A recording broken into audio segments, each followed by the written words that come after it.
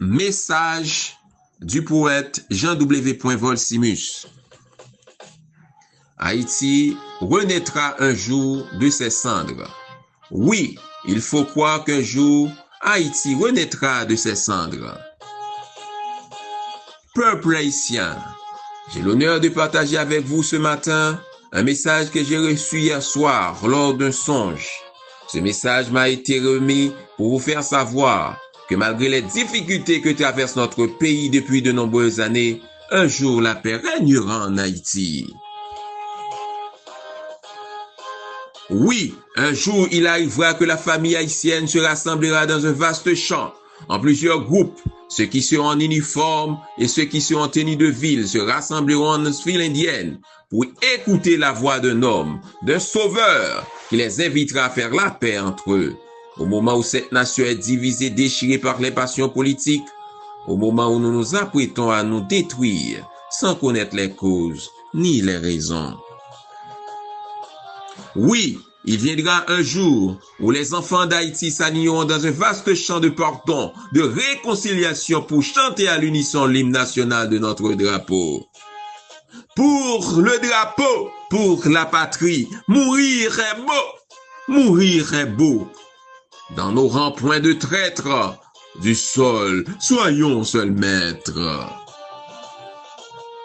Oui, il faut y croire. Haïti renaîtra un jour de ses cendres et la terre entière chantera la gloire d'Haïti. Ce peuple abattu, ce peuple trahi, ce peuple avili, ce peuple mystifié, gangstérisé, terrorisé. Cette nation baptisée la première république noire du monde redeviendra un jour un paradis sur terre. Après tout ce mépris, toutes ces humiliations, tout ce bain de sang, tous ces massacres, tous ces crimes, toutes ces trahisons, vols, viols et tout ce lot de corruption. Oui, en vérité, il faut y croire. Haïti renaîtra un jour de ses cendres. L'âme nationale ressuscitera un jour et la paix absolue sera faite sur ce petit coin de terre que nos aïeux nous ont légué au prix du sang et des supplices de la servitude.